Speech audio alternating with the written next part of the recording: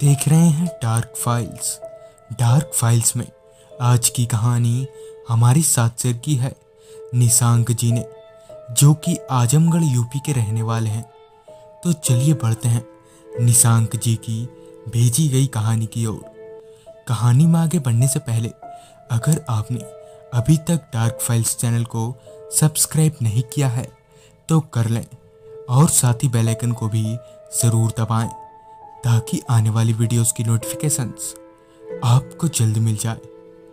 निशांक जी बताते हैं कि घटना है साल 2014 की, जब मेरी चाचा की बेटी या यूं कहे तो मेरी बहन की शादी थी, जिनका घर हरिद्वार उत्तराखंड में है।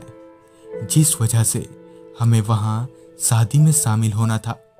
पर दिक्कत की बात तो यह थी कि इतने कम वक्त में ना ही हमें कोई ट्रेन की कंफर्म टिकट मिल रही थी और ना ही हमें कोई दूसरा रास्ता दिख रहा था।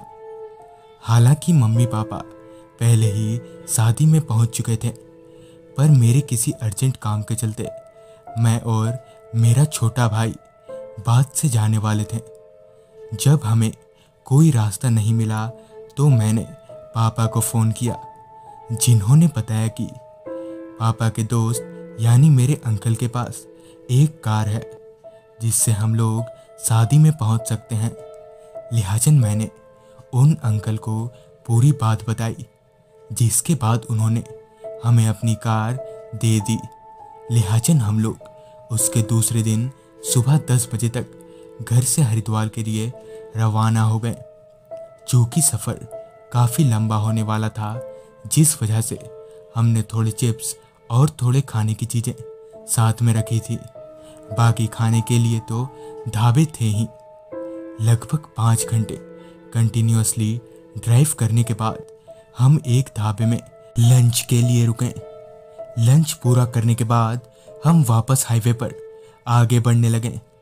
अब तक अंधेरा हो चुका था और अब हम कोई चाय की टपरी ढूंढ रहे थे ताकि हम थोड़ा रेस्ट ले पाएं। फाइनली हमें एक चाय की टपरी दिखी, जहां हमें अपनी कार रोकी। चाय पीते वक्त हमने डिसाइड किया कि बस अब थोड़ा सा ही सफ़र बाकी है, जिस वजह से हम रात को भी ड्राइव करेंगे ताकि हम जल्द से जल्द हरिद्वार पहुंच सकें। अब हम लोग नेशनल हाईवे 27 पर आगे बढ़े जा रहे थे। ठंड का मौसम था, जिस वजह से हाईवे पर इक्का दुक्का गाड़ियां ही दिख रही थी। बाकी पूरा हाईवे सुनसान हो रखा था कि तभी मुझे एक आदमी हाईवे के एक किनारे पर खड़ा दिखा। उसके थोड़ा पास जाने पर पता चला कि वो लिफ्ट मांगने की कोशिश कर रहा है। लिहाजन मैंने कार को ठीक उसके पास रोका, यह सोचकर कि शायद उन्हें कुछ हेल्प चाहिए होगी। कार रुकते ही वो कार में आकर बैठ गए और कहा कि भाई साहब ज़रा छोड़ देंगे मुझे आप सामने तक, रात भी काफ़ी हो गई है।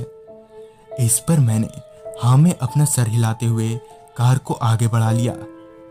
अब उस आदमी को कार में बैठे हुए लगभग 25 मिनट बीत चुका था, पर इस पूरे सफ़र के दौरान उसने अपने मुंह से एक शब्द नहीं बोला कि तभी उसने एक भारी आवाज में कहा, तुम अच्छे लोग हो। यह बोलकर वो आदमी मेरे कार के भीतर ही धुआं हो गया।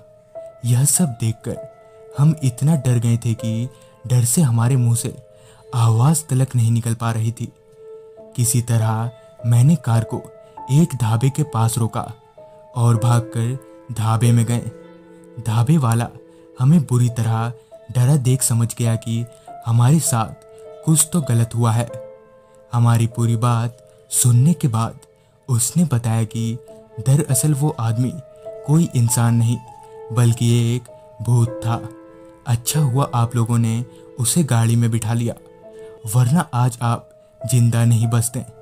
तो दोस्तों, ये थी निशांक जी की भेजी गई कहानी।